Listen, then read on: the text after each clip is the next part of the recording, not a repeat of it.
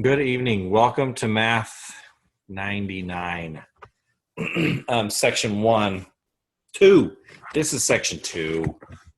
Well, really, tonight, hi. Tonight, this is not just Section 2, this is Section 1 and 2. And let me explain. Oh, shoot. Is it there? Am I sharing this?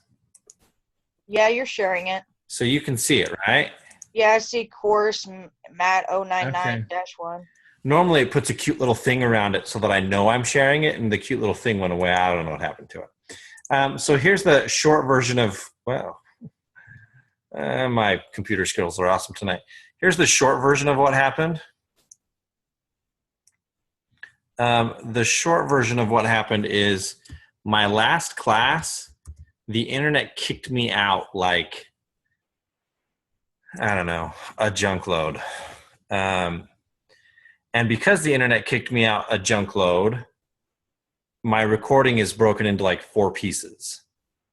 And so I'm going to end up using this recording for both classes, which they frown on, but I'm doing it anyway. And so, yes, this is Section 2's class time. However, yeah, I can't. That other recording was a giant mess. Tony is with us tonight. How you doing, Tony?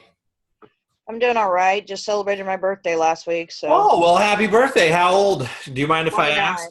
29. Yep. Is this like the real 29 or is this the fake 29? No, it's the real 29. The real 29. Yep. I work with a bunch of people, and we're all hitting that age where, well, I don't care. I turned 40 this year, although I won't lie, that's kind of freaking me out a little bit. We're all hitting that age where they're like, oh, I'm 29. And so now I never know if like the person's being honest, if Right. they're really turning 29, or if they're just saying they're turning 29. No, I was born in 1988. So. Okay, well, there you go. Kudos. Thank you. Hopefully you had a lovely birthday. Oh, I did.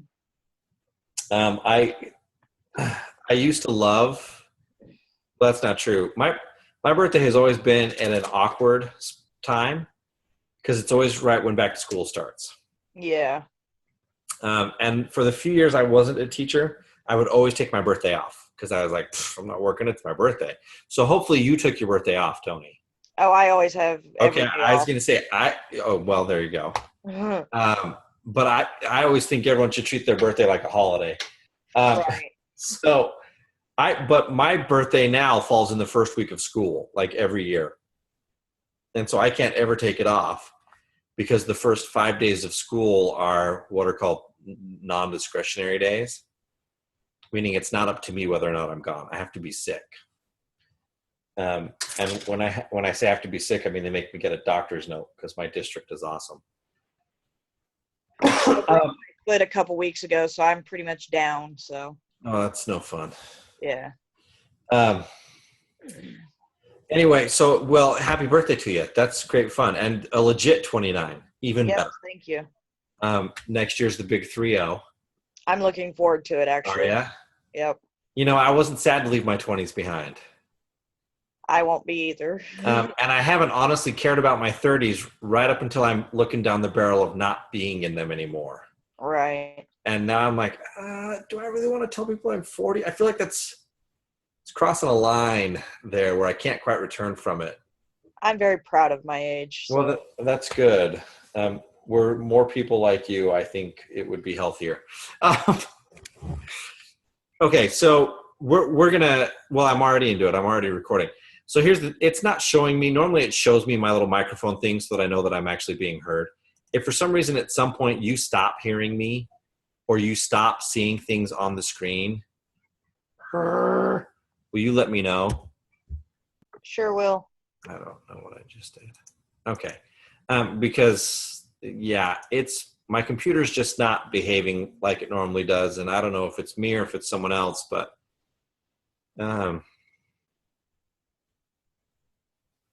yeah, I'm not trusting anything.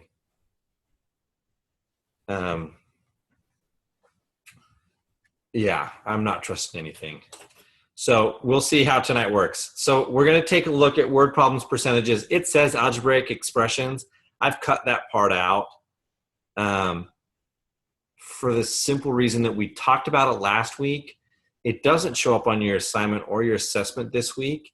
And I feel like what we talked about last week is enough to cover it.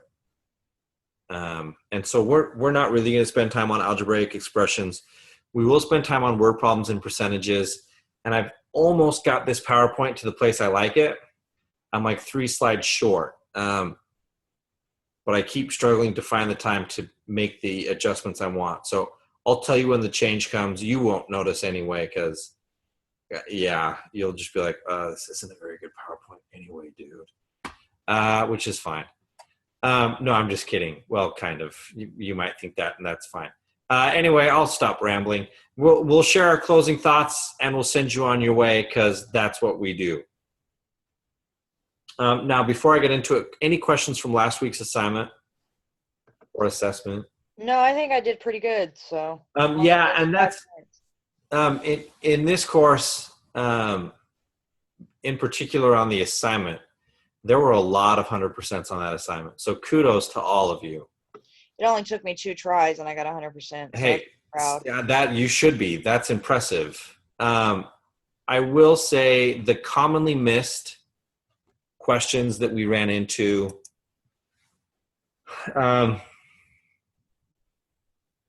We ran into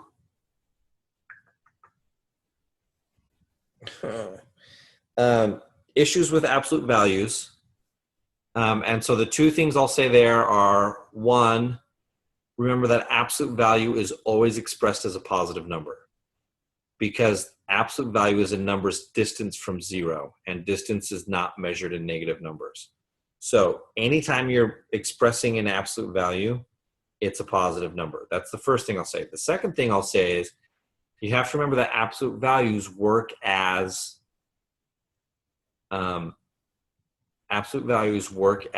grouping symbols, which means you have to take care of what's inside it, before you can continue on to the math, even if what's inside it is simply finding the absolute value of a number. So if I had, for example, the absolute value of 4, okay, and just 4 was in the absolute value, plus the absolute value of -4, okay, before I can do that addition, even though they're both within absolute value bars, they're not within, the addition sign's not, it's not included. So before I can do it, I have to find the absolute values of those 2 numbers. The problem I end up solving becomes 4 plus 4, which is 8. So that's the first thing I'd say is just, I'd caution you, make sure you're remembering what absolute value is and how we handle it.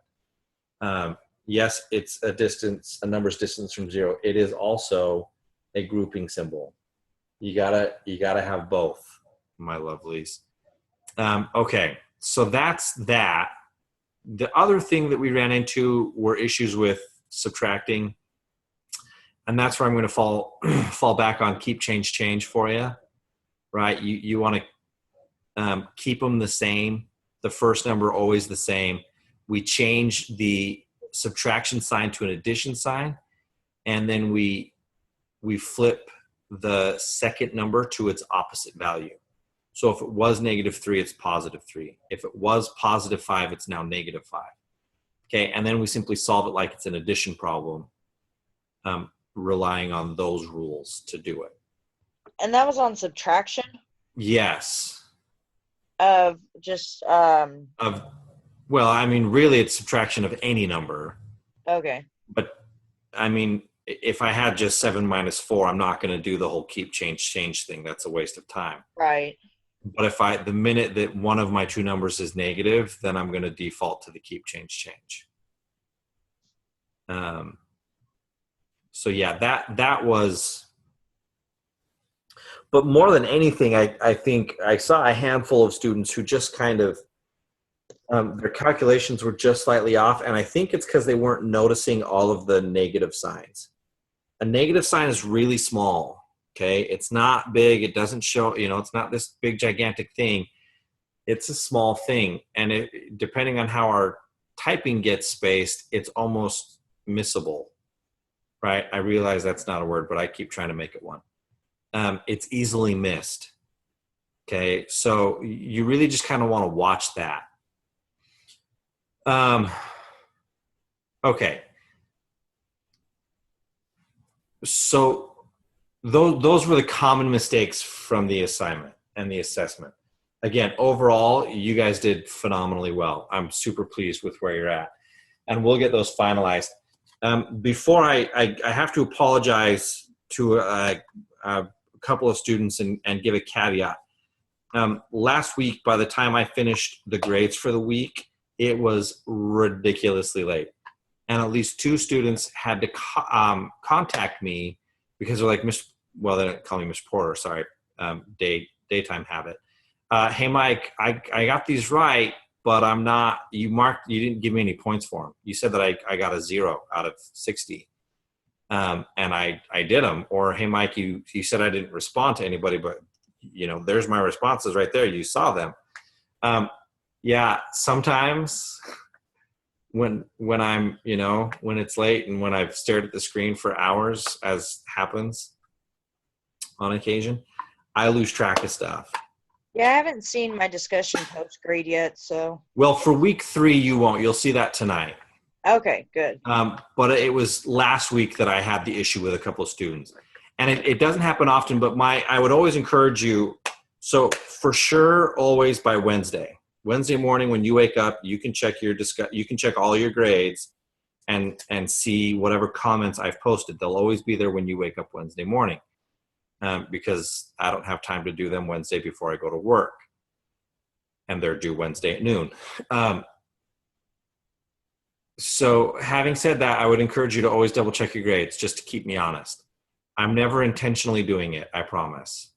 But like everyone else, mistakes get made by me. I know, hard to believe. No, it's not. And that's something to watch for.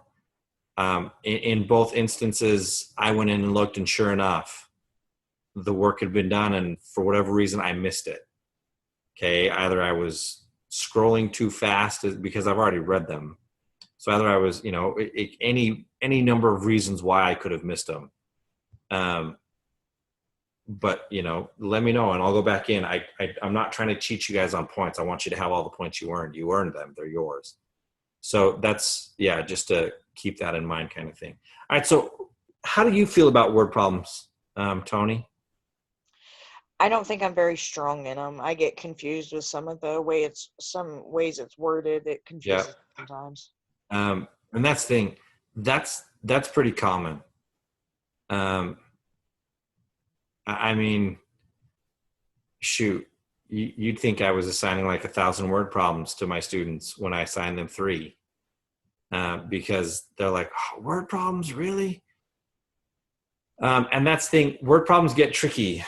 I would say 2 things about word problems. And one of them is where we'll spend our night. But the first one is, if you think about it, and I'm simply sharing this because it hadn't occurred to me in this way until a few mods ago.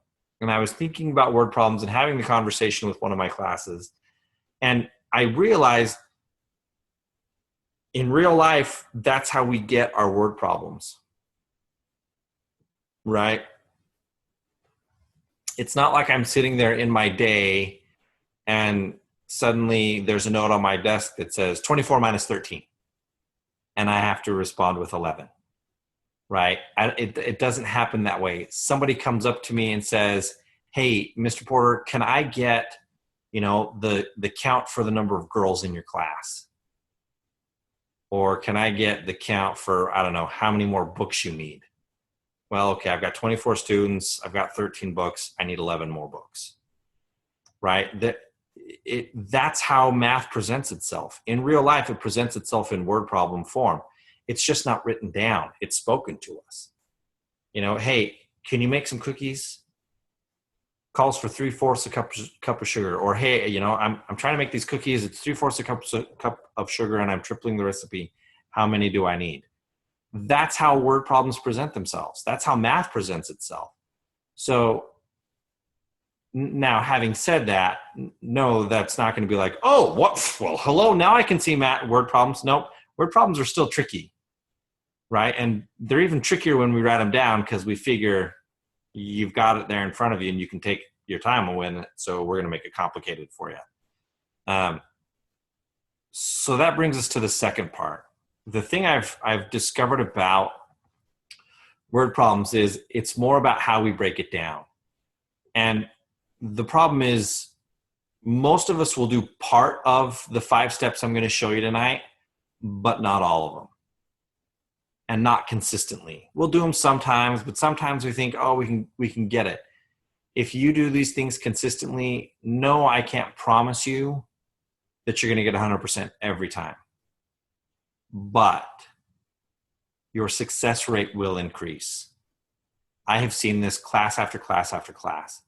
When the tips that I'm going to teach you tonight, which we call Q-tips, when they're implemented, the success rate goes up. It's a little time consuming, I'm not going to lie. Certainly more time consuming than trying to do it in my head, but again, time consuming or right, take your pick. It's not often we get both. So the Q stands for question.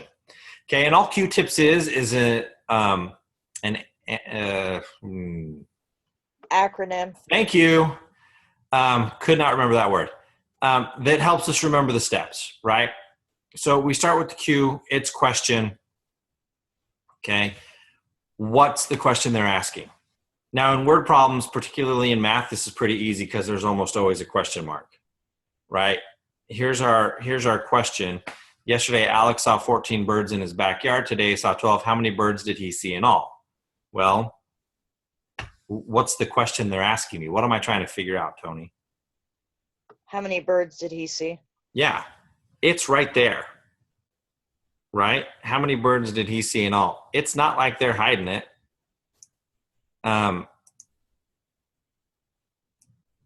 It's right here. It'd be 26 birds because he's seen it all. Did he see in all, right? 6 would be right.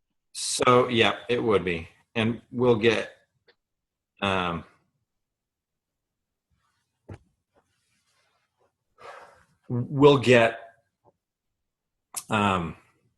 that part in just a second. But there it is. There's the question mark. It's easy to spot, right? The fun part comes with step 2, which is the think about. Okay? That's what the T stands for, think or think about. I usually just say think. How are we going to answer the question? This is where we decide what operation we're going to perform. In this case, our choices are add and subtract. Now, Tony has already seen it. Tony, what are we going to do here? Add. We're going to add. Okay. Tony's already seen it. But as we move into more complicated questions, or maybe this is just really not your thing, maybe you're not seeing it. That's where clue words come into play. Now, I have to give a caveat here. The powers that be in math don't love that we teach clue words. Now, I'm not talking about here at Independence. They don't care.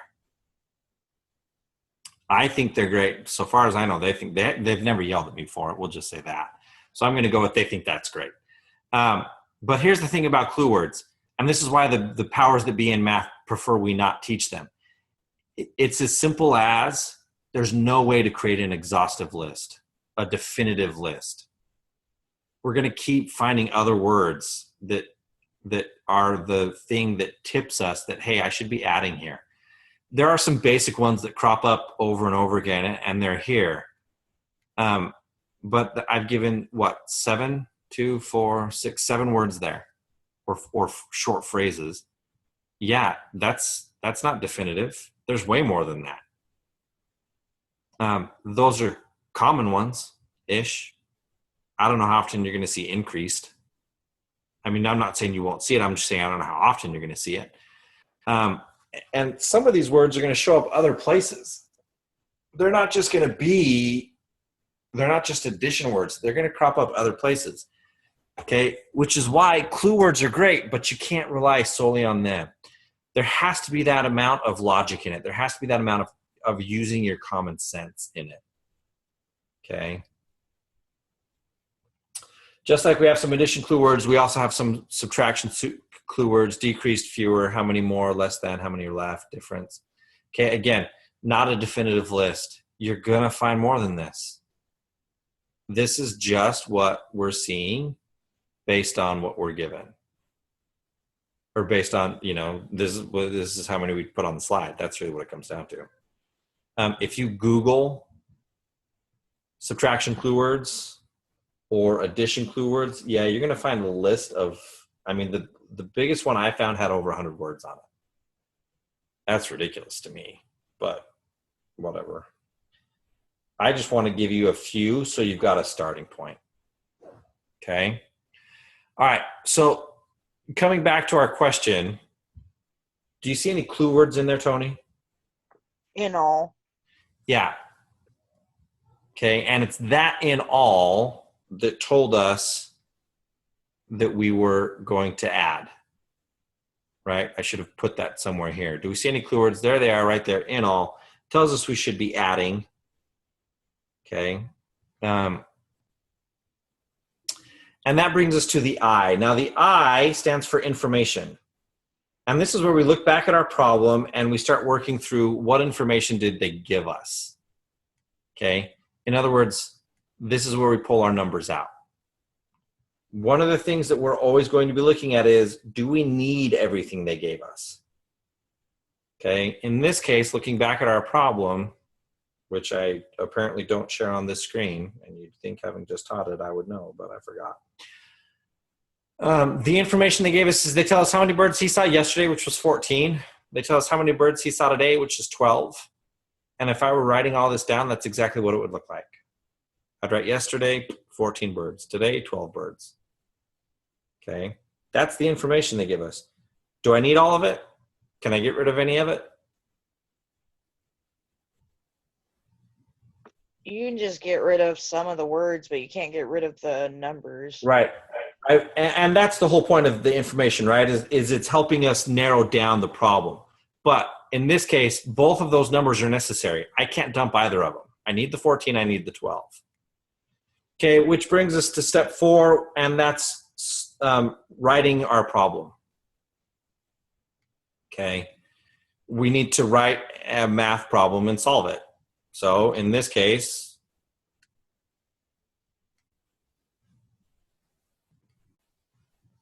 wow, we end up with 14 plus 12, which, as Tony pointed out so long ago, is 26. Tony pointed it out much earlier than I got around to it. So kudos there. And that brings us to our last step. And that last step is putting it back in a sentence. Now, we do this, okay, we do this because it helps us see how logical our answer is. Okay. Alex saw 26 birds in all.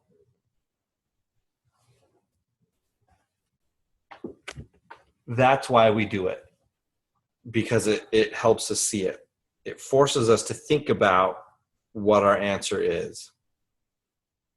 Now, is it possible to write a solution sentence and never think about what our answer is? Of course it is. I'm not going to lie and tell you it's not, but, there it is. It does, if you are doing it right, forces you to slow down and think about it. So again, our 5 tips: identify the question, think about what operation we'll need to use, write the information that's given, write a problem and then solve it, and finally, write a sentence that contains our solution. And again, labels, don't forget them. We all hate them, but they're super necessary, particularly as we move into measurements. They get even more necessary. So you want to make sure you have those. All right, any questions on the 5 steps? No, not at this time. Okay, we're going to kind of work through a few and use those steps. So here's our first question. Alex drove from Denver to Chicago in 2 days. The first day he drove 467 miles. The second day he drove 583 miles. What is the total distance Alex drove? So again, first step, what are they asking? How many miles he drove in total? Yep. What's his total distance? Okay. Step 2, what operation are we going to use here? And again, this is where we rely on some of our clue words. I believe it's addition because the word total is in it. Okay. So the word total. Now, again, total, we'll see in a minute, is going to crop up other places. So it's not just total that told Tony that it's going to be addition. We also had to look at the common sense of it. I've only got 4 operations, right? I can add, subtract, multiply, and divide. Right.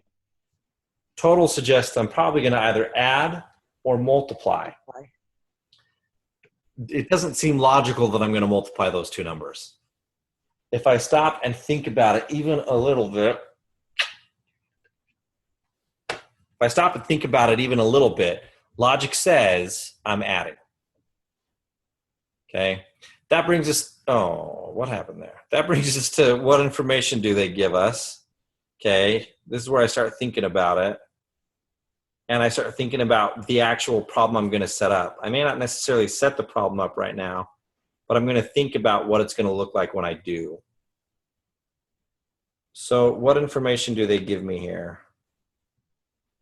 The amount of miles he drove on the first day and the amount of miles he drove on the second day. Yep, they give me my day 1 distance. They give me my day 2 distance, which should give me my total. So it's going to end up being, well, the day 1 is 467 miles. The day 2 is 583 miles, which leads me to my problem. What would my problem be here? 467 plus 583. Yep, 467 plus 583.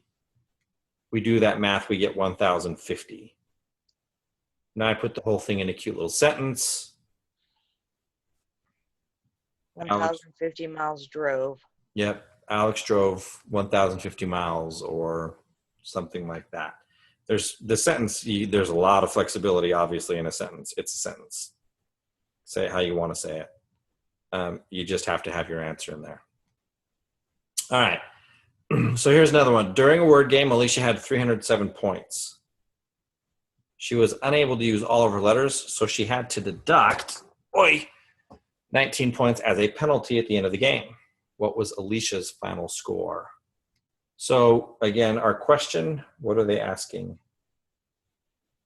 And I have to apologize to Tony because you're the only one here, which means I'm asking you all the questions. That's okay. They're asking how many points she had at the end of the game. So it's the total, but it would be subtraction. Okay. What tells you? Deduct. There it is. Okay. So that brings in our think, right? What operation? Tony says subtraction because deduct. Now, maybe your vocab's not great. Tony's is great.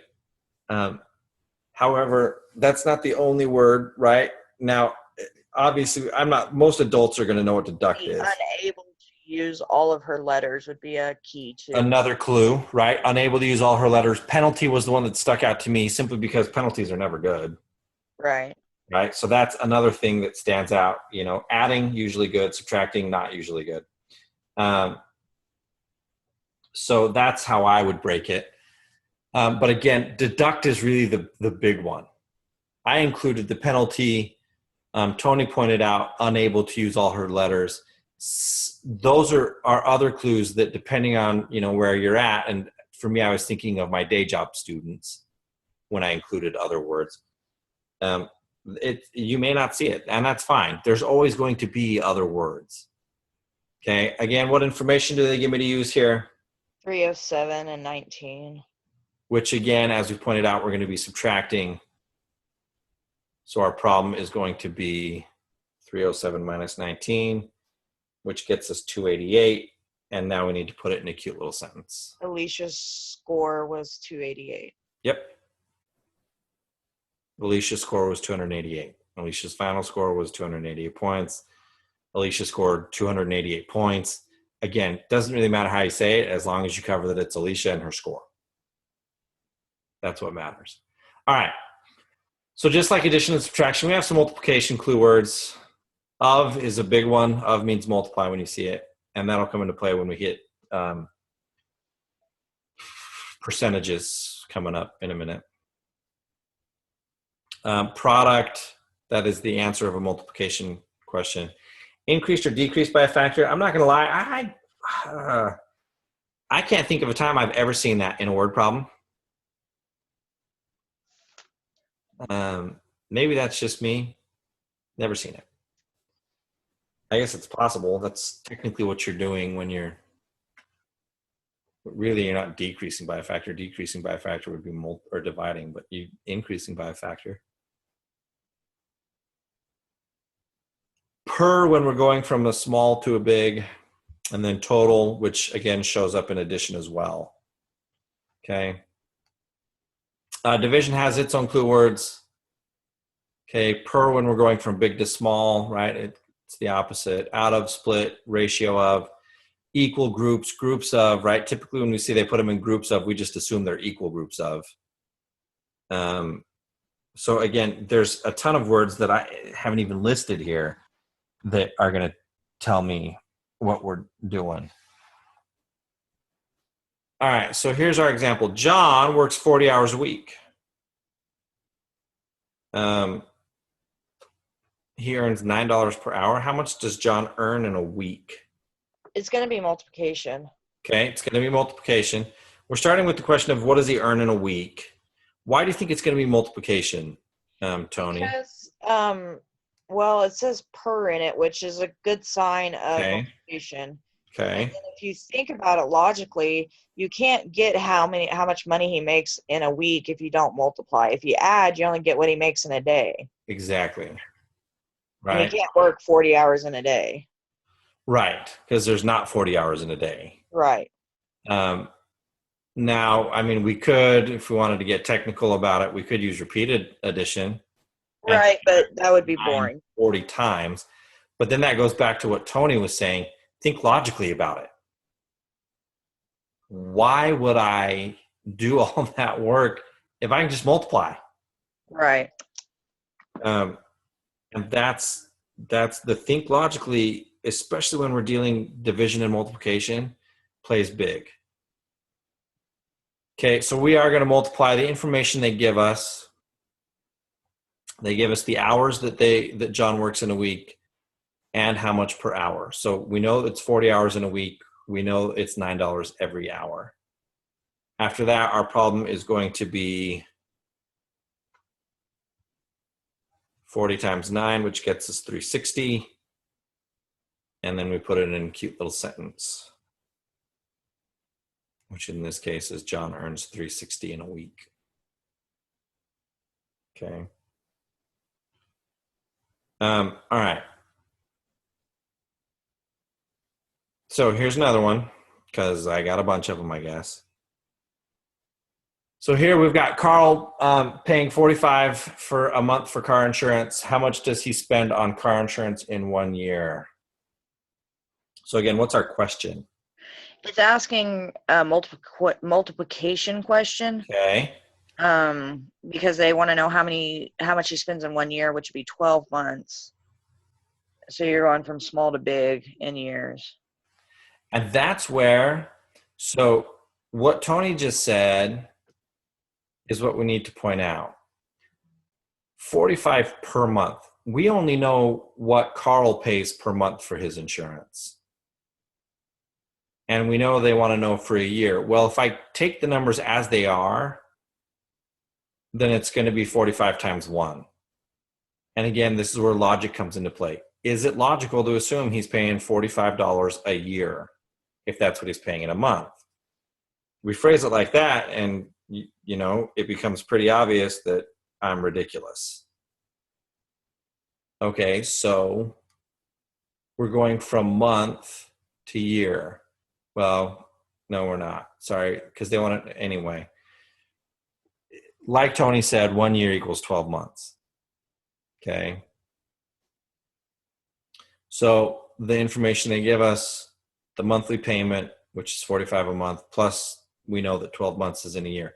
They don't give me that. They only give me the year thing, but we know that it's 12 months in a year. We write our problem and solve it. It's 45 times 12, gets us 540.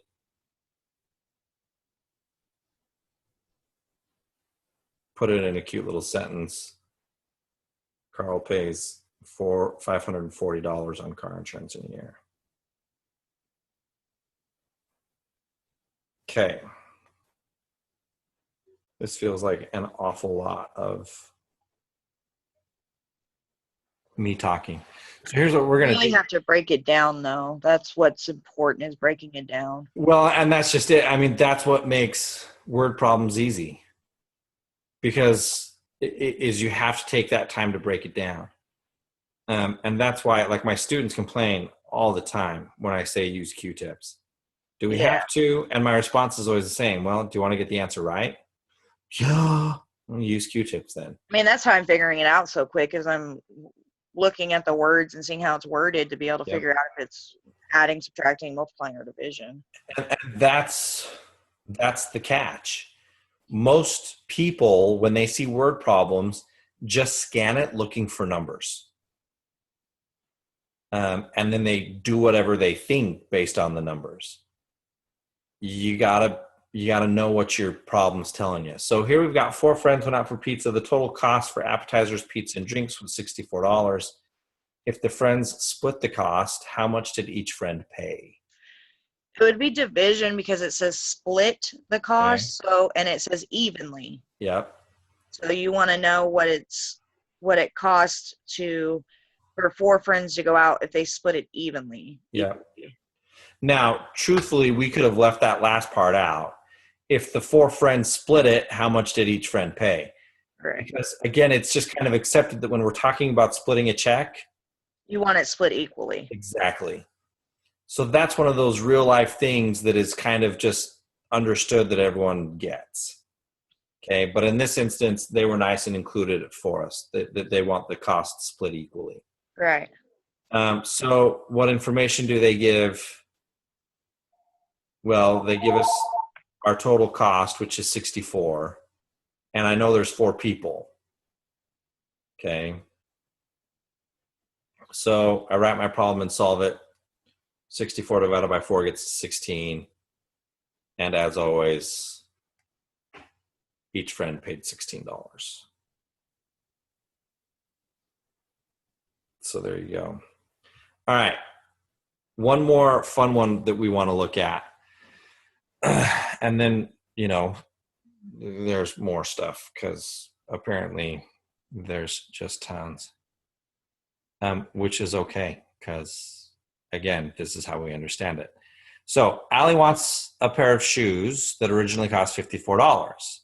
Today, the shoes are on sale for $42. She uses a coupon for $5 off a pair of shoes. How much does Allison pay for the shoes? So what's our question? Well, they want to know how much she paid for the shoes, and $54 doesn't need to be in there. So they're asking for 42 minus 5. Okay. So we know we're going to be doing some subtraction, because we got the word coupon, which usually means something's coming off. We've also got the shoes are on sale. Again, other clue words, right? Now here's the fun part, and not Allison. Tony already pointed this out for us. They've given us more than we need. Okay. In this instance, like Tony already said, the original cost doesn't matter. Who cares what it originally cost? Okay, they're not going to ask me to pay what it originally cost. They're going to ask me to pay $42. Okay, so that I don't need. How much do they cost today? That's what I'm interested in. So that's going to be part of the information I need. I need the cost today as well as the amount of my coupon. So sale price is $42, coupon $5 off. Okay, write our problem and solve it. Tony already pointed out 42 minus 5, which gets us 37. there's our sentence. Allison paid $37 for the shoes. All right. Now here comes the fun part. I believe this is also the part where my Q-tip little things down the side kind of go out the window. Same idea, they just word them slightly different. I prefer Q-tips, so I'm in the process of changing them as I work through it. But like I said, it's a process. So store paid a bill to its supplier for a shipment of 144 women's tees. What's the total amount of the bill? Now, here's the problem. Mike, go ahead. I think it would be multiplication because it's asking how much the store paid for the supplier, and there's $6 a shirt, and there's 144 shirts. Yep. Okay, so they want to know the total amount of the bill. Total is going to be our clue. Again, this is where logic comes into play. Are we going to be multiplying or adding? And like Tony already pointed out, well, we know how many shirts they ordered, and the sheer volume of shirts they ordered, the fact that it's 144 suggests I don't want to be adding because it's $6 for each shirt. I'd have to add 144 times. Sweet fancy Moses, I ain't doing it. Okay. So we are going to multiply the number of tees by the amount the store pays. Now, this is one of those problems where here's the word problem, and it's got the 144 women's tees, which apparently I forgot to include that in there. But I have to then use my chart, okay? And you'll get this a lot. Well, maybe not a lot, but you'll get this in math where they give you a chart and they expect you to use that chart for multiple questions, which means not all of your information is going to be contained within the problem. Some of it's going to be in the chart and you have to find it. Tony already found it for us, $6 per shirt. Okay, so now we just solve it. 144 times 6 is 864. Put it in our cute little number sentence. Oh, which apparently I forgot to write. It's $864. That was the amount, of our bill. So I guess I would say the bill was $864. Okay.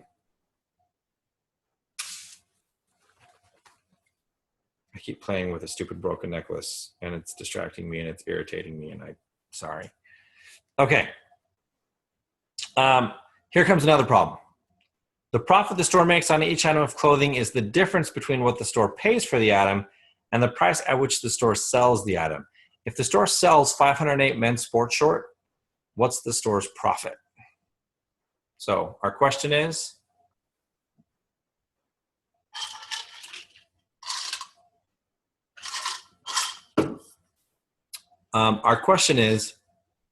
what's our profit? Okay. Our clue words, difference, okay, smaller to bigger. In other words, the number we're buying to the cost. Now, here's the kicker. There's two parts before we can find our profit. Part number one is we have to look at the amount the store charges for 508 men's shorts. Then we have to look at how much we pay for 508 men's shorts. And then we can find our difference. So it's going to be the amount the store charges times 508. So men's shorts, we charge 16 times 508 gets me 8,128. The next one we're going to look at is the amount, the amount we pay times 508. We pay $9 per pair. Times 508 gets me 4,572. Again, profit means difference. So we subtract those two things and we get 3,556. Now, had I been working this out in, not on a PowerPoint, pardon me, then I will tell you right now, this is not the best, hiccups. This is not the best way to work this out. 508 times 16. I can't do that in my head. 508 times 9. I can't do that in my head. I also can't do 8,128 minus 4,572 in my head. Okay. In other words, there's no part of the problem the way we solved it that I can do on my own. All of it's got to be written down, and that's great, but I can find a faster way. Because if I'm finding the profit by subtracting what I charge and what I buy, by finding that difference, what I charge and what I pay, excuse me, then why do I need to find it for all 508? Can I just find it for one? What's the profit on Wouldn't it one? be $7? Yeah, So it'd be 7 times 508. That would get there our. it is. Okay. Instead of doing, Sorry, I apologize. I was on the phone. nope, you're okay. I knew, and I waited a minute, and then I remembered I'd heard your phone ring, and so I just went on. I don't feel bad. Oh, you can't see that. That's yellow. Actually, I can. Okay, I can barely see that. I'm make it blue.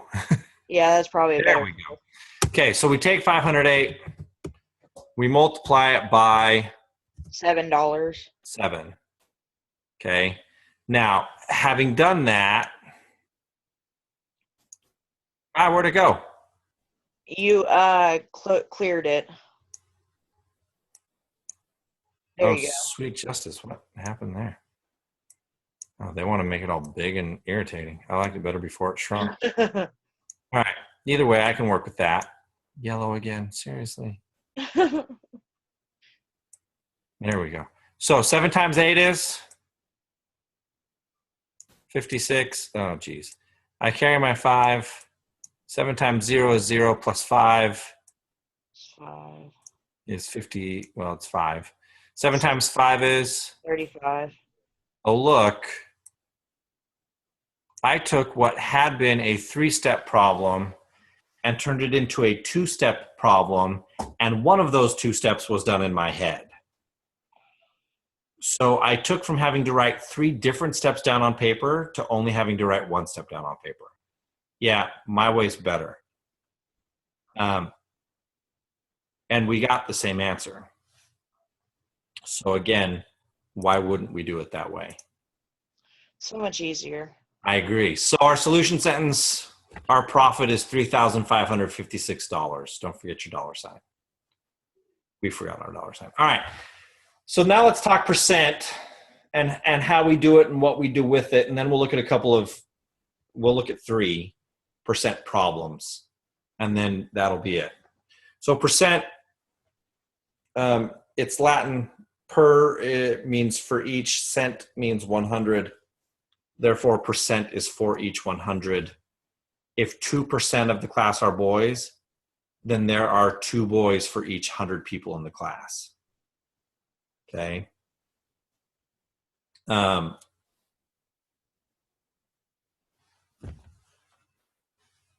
Now, as far as turning a percent into a decimal, that's easy. We just go 2 places to the left with our decimal point. So if our percent is 37%, the first thing we need to do is identify where our decimal is. So Tony, where in here is our decimal? I believe it's in front of the 3. Well, so that's where it's going to... It's behind the 7. Because I was going to say, that's where it's going to end up. However, thinking back to MAT099, when we don't see the decimal, when it's not explicitly given, then it's always at the end of the number. Right, I forget that sometimes. Yep. Oh, we all do. You are for sure not the only one. So now now that I've got my decimal, I'm going to take it, move it 2 places to the left. So 1, 2, and then I'm going to dump my percent sign. And that's it. That's how I go from a percent to a decimal. So 0.37 equals 37%. And it's just as easy to go from a decimal to a percent. You just move it right 2 spaces. There it is. Okay. To go back, we simply take the decimal they've given us and go right 2 places. So here's another one, 8%. Again, find my decimal point. They didn't give it to us. So it's behind the 8. It's behind the 8. Move it 2 places. 0.0%, 8%. And there we have to add that 0 in. Otherwise, that decimal point's not going to stay put. Right. Dump our percent sign, and that's it. Okay, so here's 127%. How would I write that as a decimal? 1.27% or 1.27. Yep, 1.27. There's our decimal point. Move it 1, 2 places, dump the percent sign. Okay, how about 7.65%? How would I write that one as a decimal? 0.0765. Yep. See, they've already given us our decimal. Remember, it says find it. Here we didn't have one. Here we do. It's right there. Boom, I found it. Okay, we got to go 2 places. There's 1, there's 2. 0 goes in front. Get rid of the percent sign. That's it. Now, again, like Tony pointed out, to go from a decimal to a percent, all we do is go back the other direction. 1, 2. That's where my decimal point goes. That one's gone. And then we add our percent sign. That's it. That is some horribly ugly stuff that I just drew. That's why we got rid of it, because it was ugly. All right. So now we're going to put it into practice. Again, a couple of words to remind you of. Is or are, depending on if it's plural, means equal. Of means multiply. Okay. So here's our problem. 8% of the 5,000 men in the military are over the age of 50. How many men are over the age of 50? So the first thing we're going to want to do is we're going to want to convert our percent to a decimal. We don't ever want to deal with a decimal. So 8%, we've already changed this one to a decimal. It's 0.08. And then I'm going to do what with that 0.08? Divide it by 5,000. Not divide. What does of mean? Multiply. There it is. So we're going to multiply by 5,000. Now, if you remember back, right, there's a lot that goes in. The answer is 400. So putting it in a sentence, 400 men are over the age of 50. That's it. That's all it is. It's not too bad. Nope. And that's the thing. I mean, if, just a quick reminder on multiplying by decimals. Really what I'm going to do is I'm going to ignore that decimal point, and I'm just going to multiply by 8. And that's going to be 3 zeros, 2, 3. And then 8 times 5 is 40. Mm-hmm. There we go. And then I got to move my decimal point. There's 2 places behind the decimal, so there needs to be 2 places behind the decimal here. 1, 2. That's where my 400 comes from, because I don't need Almost like a dollar amount. Yeah, and that thing, it does, but because it's not a dollar amount, we can dump the extra zeros. Right. So that's the why, just as a refresher for how we multiply by decimals. All right, 13% of my paycheck goes to taxes. I earn $1,500 each paycheck. How much do I pay in taxes? What is 13% going to be as a decimal? 0.13. Yep. Or 0.013, something like that. No, you were right. 0.13. Okay. I didn't put the 0 there, but 0.13, 0.13. It's the same thing. And then you multiply that by 1,500? Yep. Which is going to result in 195. Okay. That's how much I pay in taxes. Last one, I get a loan of $2,000 from my uncle. He charges me a 7% flat interest rate. How much do I have to pay him back? So do you take 0.07 divided by 2,000? Not divided. Multiply. That confuses me. It does. It's typically going to be multiplication. Okay.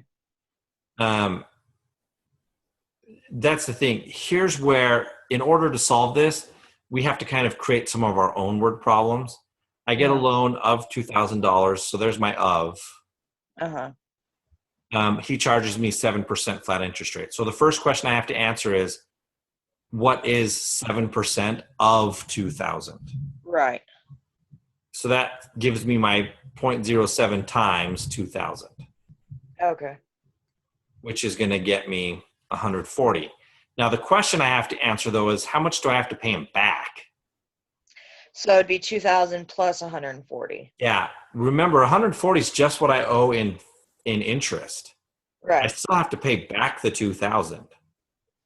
So that equals 2,140. Yep. And that's one of those ones.